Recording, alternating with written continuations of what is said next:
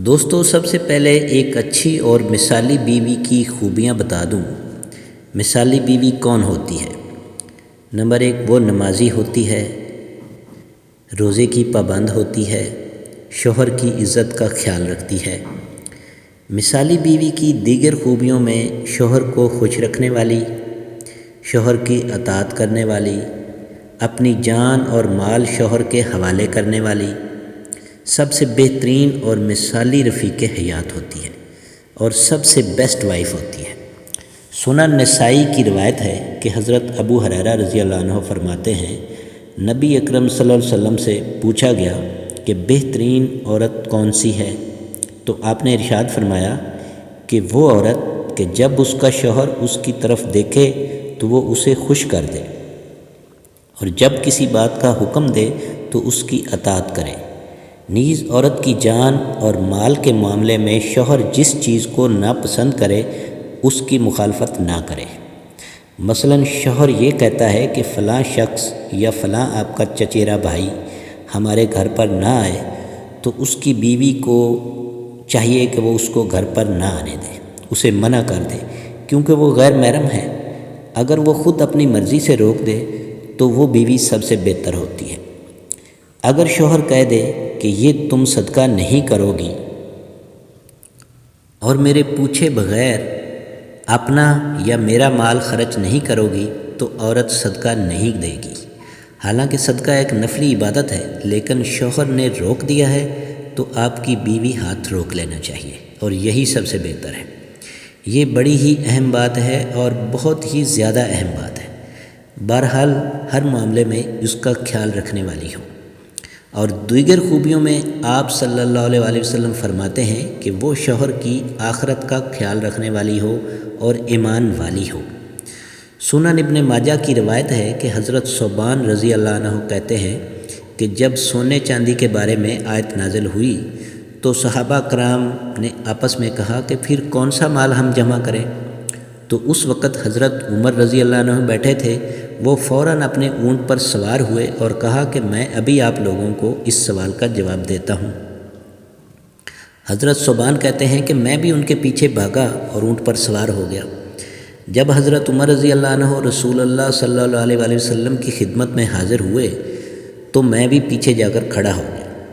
حضرت عمر نے پوچھا، یا رسول اللہ صلی اللہ علیہ وسلم، قرآن نے تو ہمیں بے جا سونا چاندی جمع کرنے سے منع کر دیا ہے، تو اب ہم کیا جمع کریں؟ کون سا مال جمع کریں؟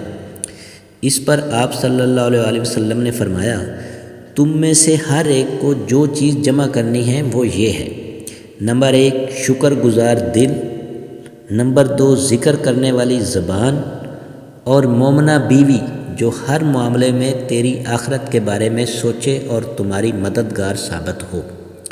یہ 3 چیزیں ہیں جو آپ نے جمع کرنی ہیں: شکر گزار دل یعنی کہ اللہ کا شکر ادا کرنے والا دل، ذکر کرنے والی زبان یعنی کہ اللہ کا ذکر کرنے والی زبان، اور تیسرا مومنہ بیوی جو ہر معاملے میں تیری آخرت کے بارے میں سوچے اور تمہاری مددگار ثابت ہو۔ یہ آپ نے جمع کرنا ہے۔ اب ہم آتے ہیں اصل موضوع کی طرف کہ خاوند کو کس طرف ہونا چاہیے۔ شوہر کا پہلا فرض ہے کہ اپنی بیوی کی غلطیوں کو نظر انداز کرے۔ یہ اس لیے کہ کچھ غلطیاں ایسی ہوں گی کہ جتنا مرضی اپنی بیوی کو سدھار لو وہ غلطی ختم نہ ہوگی۔ ایک دفعہ ایک صحابی رسول حضرت عمر رضی اللہ عنہ کے پاس آئے اور اس نیت سے آئے کہ آج میں اپنی بیوی کی کمپلینٹ کروں گا، اس کی شکایت کروں گا کہ وہ بہت زیادہ مجھ سے لڑتی جھگڑتی ہے اور بلا وجہ جھک لگاتی رہتی ہے۔ جب وہ صحابی حضرت عمر رضی اللہ عنہ کے گھر آئے اور گھر کے دروازے پر دستک دی تو گھر کے اندر سے آوازیں آ رہی تھیں۔ جب دھیان سے سنا تو حضرت عمر کی بیوی ان کو ڈانٹ رہی تھی اور ان کے ساتھ لڑائی جھگڑا کر رہی تھی۔ جب صحابی نے یہ سنا تو خاموشی سے واپس لوٹنے لگا۔ اتنے میں حضرت عمر رضی اللہ عنہ باہر آئے اور پوچھا کہ کس نے دستک دی تھی؟ تو صحابی نے کہا کہ اے امیر المومنین، میں تھا۔ تو حضرت عمر نے پوچھا تو اب کیوں واپس جا رہے ہو؟ تو کہا کہ میں اپنی بیوی کی شکایت لے کر آیا تھا کہ میری بیوی مجھ سے بہت لڑتی جھگڑتی ہے اور بلا وجہ جھک کرتی رہتی ہے۔ لیکن جب میں آپ کے پاس آیا تو آپ کی بیوی بھی وہی کچھ کر رہی تھی، تو میں نے سوچا اب امیر المومنین کا یہ حال ہے تو میرا کیا ہوگا، اس لیے میں واپس جا رہا تھا۔ تو حضرت عمر رضی اللہ عنہ جانتے تھے کہ بیویوں میں کچھ ایسا ہی ہوتا ہے اور اس کی فطرت ہی ایسی ہوتی ہے۔ جیسے مرد کبھی کبھار غصے میں آتا ہے، ماحول اور حالات کی وجہ سے ایسے ہی عورتوں کو کبھی غصہ آ جاتا ہے۔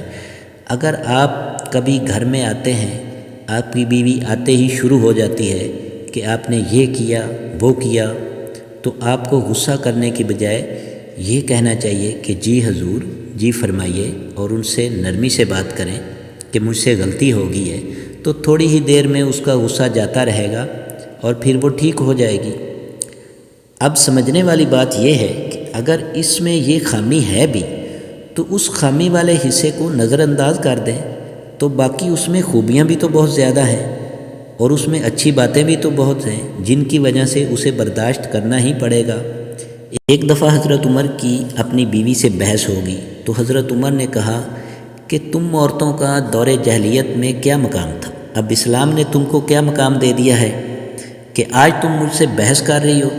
تو حضرت عمر کی بیوی نے فوراً کہا کہ مجھے تو آپ یہ شکوہ دے رہے ہیں، مگر اپنی بیٹی حفصہ کو نہیں دے سکتے کہ وہ بھی تو اللہ کے رسول کو خفا کر دیتی ہے، جس کی وجہ سے رسول اللہ کئی دن خفا رہتے ہیں۔